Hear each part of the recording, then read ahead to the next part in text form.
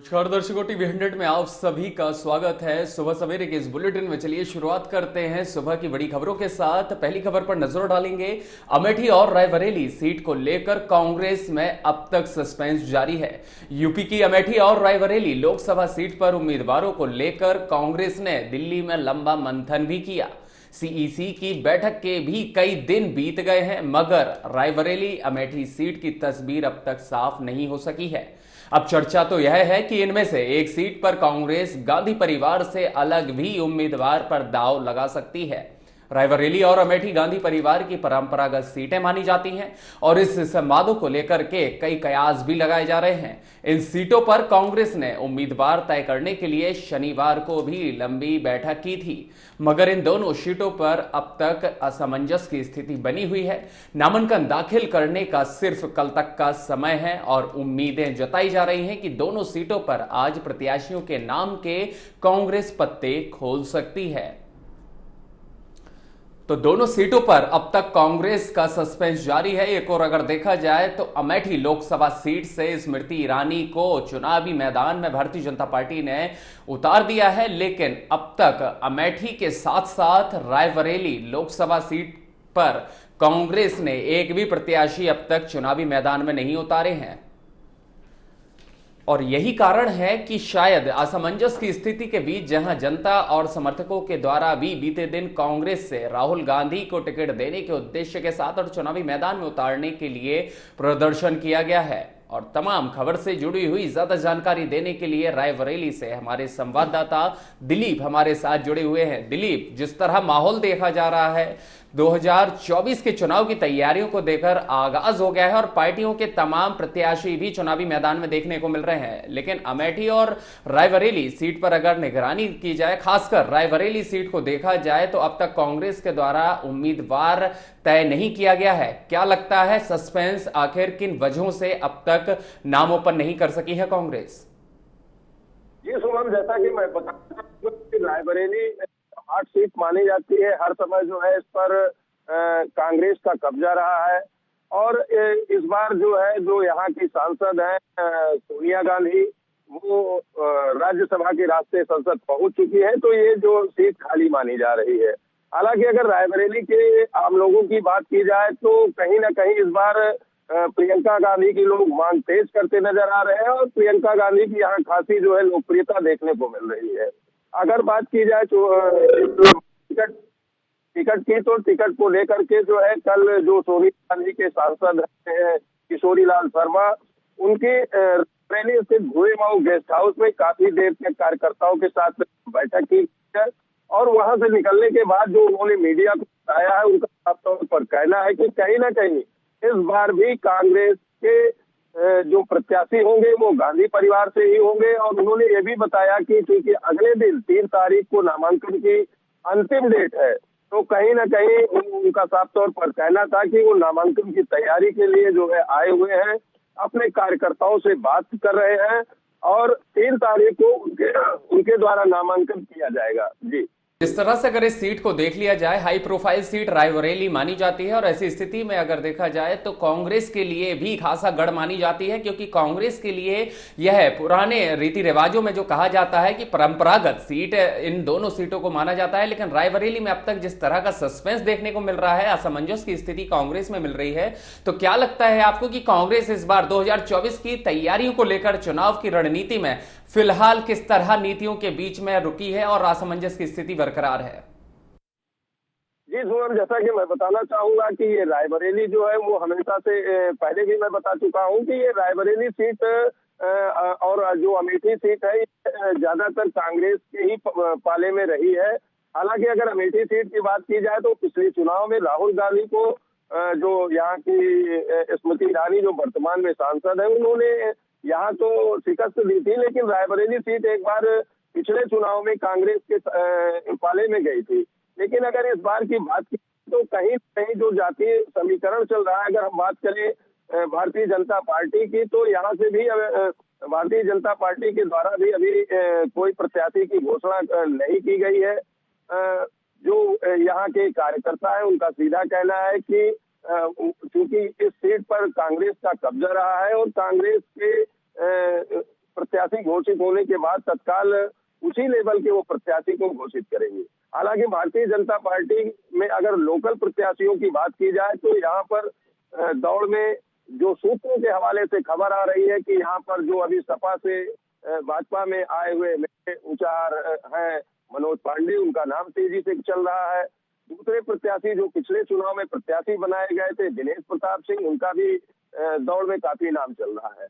दिलीप, भले ही कांग्रेस पार्टी के द्वारा अभी तक उम्मीदवार तय नहीं किया है, लेकिन कहीं देखा जाए तो फिर मुख्य रूप से प्रियंका गांधी का नाम सुर्खियों में सुनने को जरूर मिल रहा है। तो क्या लगता है भारतीय जनता पार्टी के द्वारा भी बतौर उम्मीदवार जब उतारा जाएगा तब उतारा जाएगा, लेकिन क्या कुछ हलचल और प्रत्याशी के लिए भारतीय जनता पार्टी में भी किसी शख्स का नाम चल रहा है? जी, अगर बात की जाए भारतीय जनता पार्टी की शुभम जी, तो मैं बताना चाहूंगा कि इस बार चूंकि जो रायबरेली का समीकरण है, यूपी का चुनाव वैसे भी जातीय समीकरण पर देखा जाता है, तो अगर हम जातीय समीकरण की बात की करें तो यहाँ पर सबसे ज्यादा मतदाता है वो पासी बिरादरी का मतदाता है।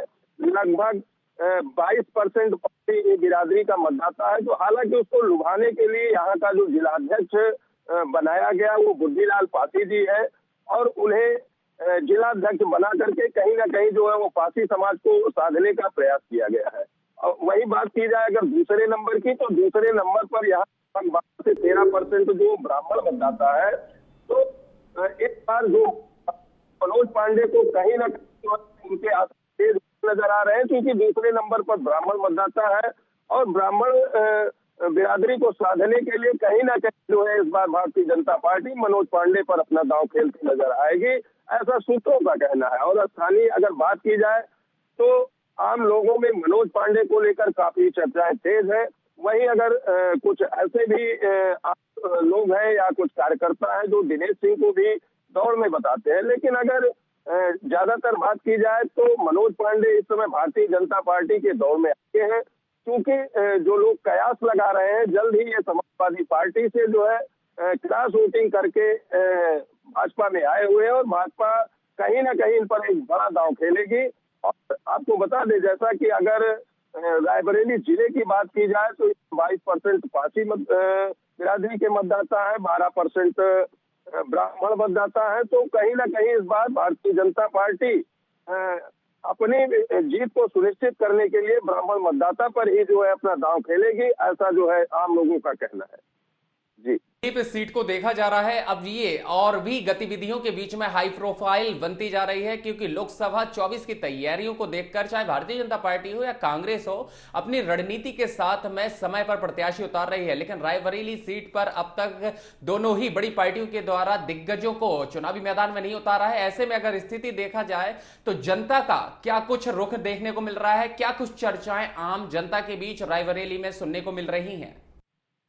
जी सुमन, जैसा कि मैं आपको बता दूं कि हालांकि ये सीट परंपरागत तरीके से कांग्रेस की रही है, इस बार सोनिया गांधी राज्यसभा पहुंच चुकी हैं।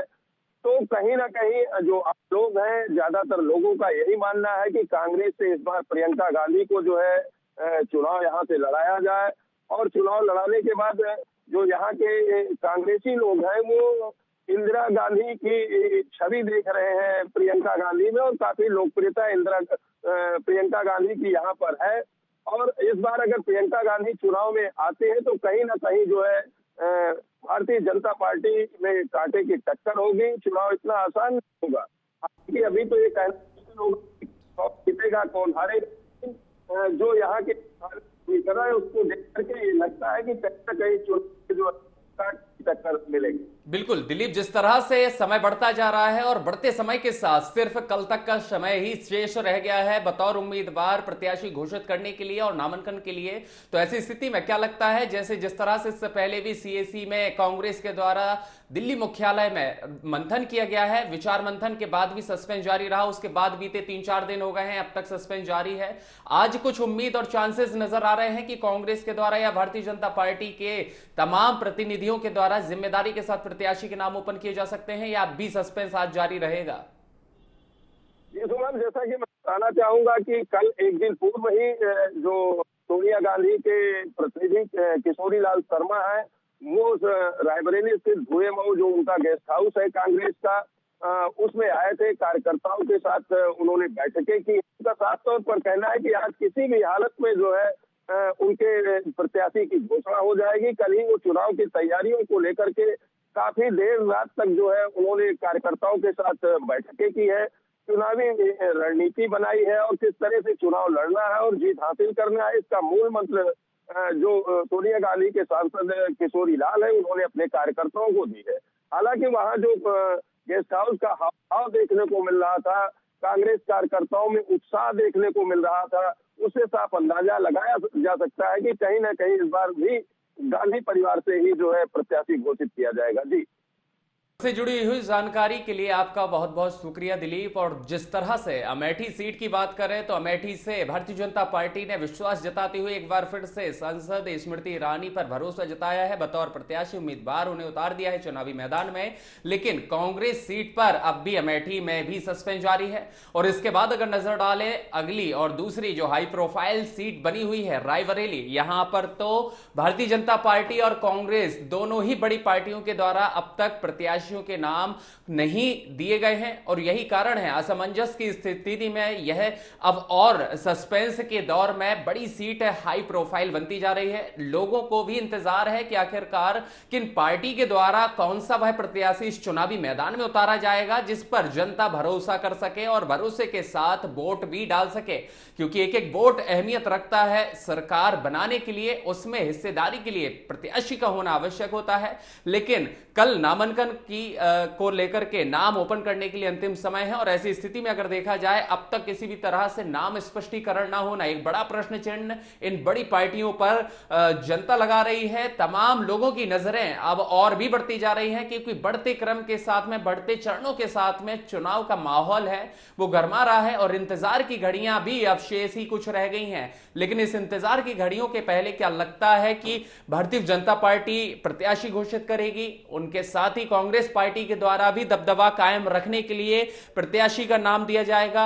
यह फिलहाल सस्पेंस है और उम्मीदें जताई जा रही हैं कि आज तक हो सकता है शाम तक दोनों ही पार्टियों के द्वारा नाम ओपन कर दिए जाएं। लेकिन अब तक किसी भी तरह से नाम का यहां पर स्पष्टीकरण ना होने के कारण संदेह बराबर से बना हुआ है और संदेह को दूर करने के लिए लगातार पार्टी के प्रतिनिधियों से लेकर के जिम्मेदारों के द्वारा काफी मंथन किया जा रहा है, विचार किया जा रहा है, क्योंकि हाई प्रोफाइल मानी जाने वाली रायबरेली सीट भी अपने आप में मानी जाती है। तो वहीं अमेठी से भारतीय जनता पार्टी से प्रत्याशी स्मृति ईरानी है, इसको लेकर के भी अब यहां कांग्रेस के लिए अटकलें बनी हुई हैं कि आखिरकार चुनावी मैदान में इस जंग में किसे उम्मीदवार बना करके उम्मीदों पर खरा उतारने के लिए खड़ा किया जाए। फिलहाल सस्पेंस जारी है और खबर से जुड़ी हुई ज्यादा जानकारी देने के लिए अमेठी से हमारे संवाददाता राजीव ओझा हमारे साथ जुड़े हैं। राजीव, जिस तरह देखा जा रहा है कि 3 दिन पहले भारतीय जनता पार्टी ने विश्वास जताते हुए स्मृति ईरानी के नाम के साथ में उनके द्वारा नामांकन भी दाखिल कर दिया है, लेकिन अब तक कांग्रेस का किसी भी तरह से प्रत्याशी का नाम ही नहीं आया है। क्या लगता है माहौल किस तरह से क्रिएट हो रहा है अमेठी सीट पर? जी बिल्कुल बताना चाहेंगे शुभम कि जिस प्रकार से ये अमेठी हो या रायबरेली हो, दोनों पर जो है राजनीति जो है वो हो रही है और इस पर सभी की नजरें भी लगी हुई है। लेकिन अभी तक जो है कांग्रेस से अमेठी में प्रत्याशी नहीं घोषित किया गया है और ऐसे में कयास लगाए जा रहे थे कि जो है यहाँ पर कांग्रेस जो है अब तो सीसी की बैठक के बाद घोषित कर देगी, लेकिन उसके बाद भी किसी प्रकार से यहाँ से प्रत्याशी नहीं घोषित किया गया। हालांकि कयास जरूर लगाए जा रहे थे, चर्चा चल रही थी कि इसके पहले जो है राहुल गांधी या प्रियंका गांधी यहाँ से चुनाव लड़ेंगी, रॉबर्ट वाड्रा के लिए भी नाम आया था, लेकिन अभी तक प्रत्याशी नहीं घोषित किया गया। यहाँ तक कि 2 दिन पहले कांग्रेस के जो यहाँ पर जो जिलाध्यक्ष हैं और पदाधिकारी हैं, कार्यकर्ता हैं, वो कांग्रेस कार्यालय पे प्रदर्शन भी कर रहे थे। उनको लगा कि यहाँ पर जब अभी तक नहीं घोषित हुआ प्रत्याशी तो वो धरना प्रदर्शन कर और यहाँ चुनाव लड़ने की मांग कर रहे हैं। जिस तरह से देखा जा रहा है कि कांग्रेस के द्वारा बड़ी जिम्मेदारी के साथ सीसी में भी 3 से 4 दिन पहले एक बैठक की गई थी दिल्ली मुख्यालय में। तमाम पदाधिकारियों के बीच में काफी चिंतन और मंथन हुआ था और उम्मीदें यही जताई जा रही थी कि उसी बैठक में प्रत्याशियों के नाम अमेठी सीट और रायबरेली के लिए घोषित कर दिए जाएंगे। लेकिन इस सस्पेंस के दौर में 48 घंटे बीत जाने के बावजूद भी अब तक सस्पेंस खत्म नहीं हुआ है। और एक तरफ अगर देखा जाए तो कांग्रेस के लिए यहां पर परंपरागत सीट मानी जाती है, लेकिन ऐसी स्थिति में क्या लगता है कि परंपरागत सीट होने के बावजूद भी इतना सस्पेंस होना उनके लिए चुनाव में सफलता के राज खोलेगा? बड़ी विपक्ष की जो है राजनीतिक पार्टी, उसके बाद भी जहाँ के सबसे बड़े विपक्ष के नेता जो है राहुल गांधी को चुनाव लड़ना है या कांग्रेस पार्टी से प्रत्याशी होना है, इसके बाद भी अभी तक प्रत्याशी का न घोषित होना और बैठक के बाद भी किसी प्रकार से कहीं न कहीं समीकरण जो है बिठाने की कोशिश की जा रही है। वो बीजेपी हो या फिर कांग्रेस हो, एक मंथन, एक दूसरी पार्टी को देख के ही मंथन चल रहा होगा पार्टी में, जब जिसके कारण अभी तक प्रत्याशी जो है नहीं घोषित किया गया है।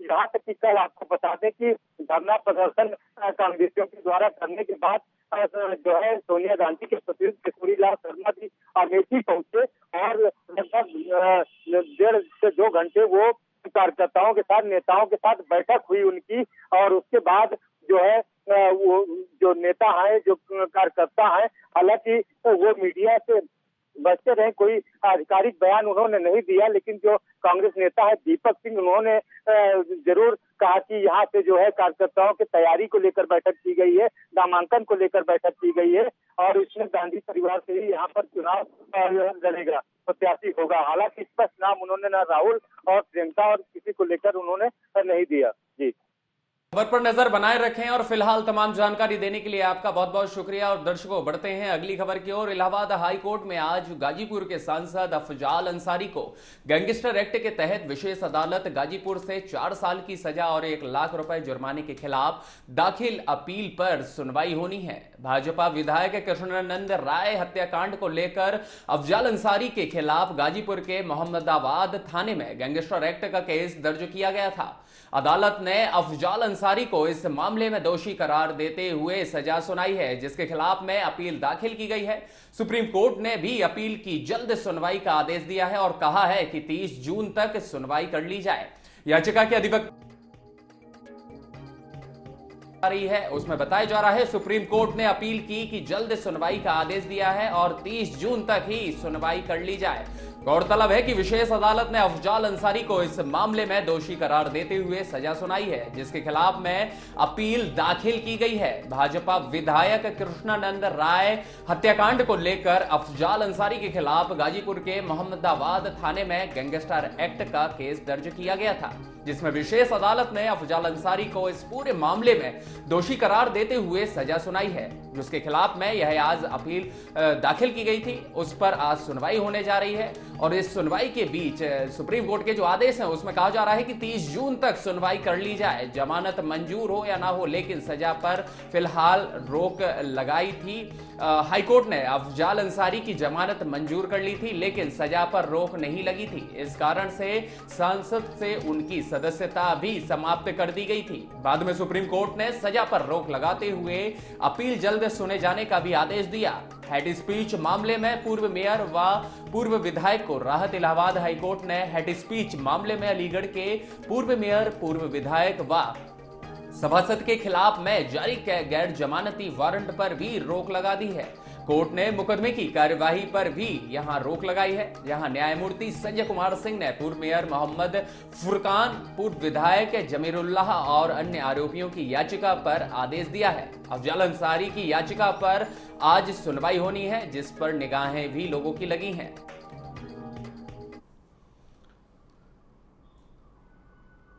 और इस बड़ी खबर के साथ ज्यादा जानकारी देने के लिए हमारे संवाददाता संजय प्रयागराज से जुड़ चुके हैं। संजय, किस तरह का अभी माहौल देखने को मिल रहा है? जिस तरह से आपराधिक प्रवृत्ति के नाम में अफजाल अंसारी का नाम आता है, एक बड़े मामले को लेकर के आज सुनवाई होनी है, किस तरह का आज डिसीजन हो सकता है सुनवाई को लेकर?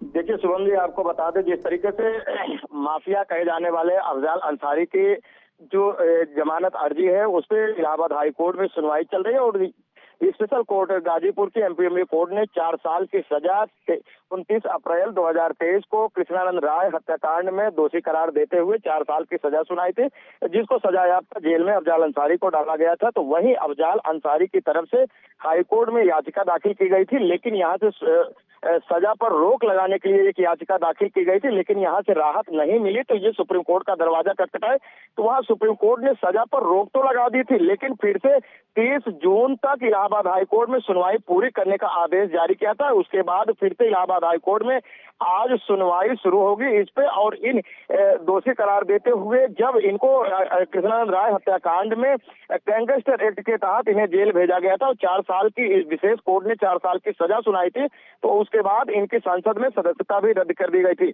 अब आज इस तरीके से सुनवाई है संजय कुमार की खंडपीठ में, एकल खंडपीठ में सुनवाई होगी। सुनवाई के दौरान ही पूरी तरीके से स्पष्ट होगा।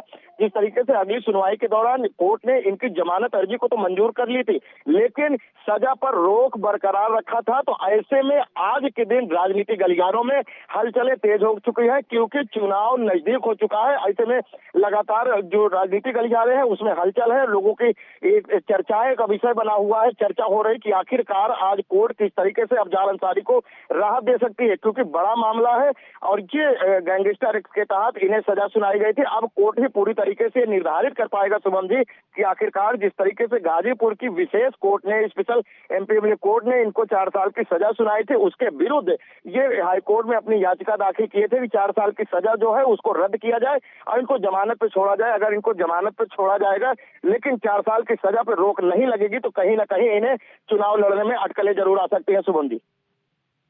से जुड़ी हुई ज्यादा जानकारी देने के लिए संजय बहुत बहुत शुक्रिया। और दर्शकों, वक्त तो चला है आपसे अभी फिलहाल अलविदा लेने का, और आपसे फिर होगी मुलाकात अगले बुलेटिन के साथ। देखते रहें TV 100।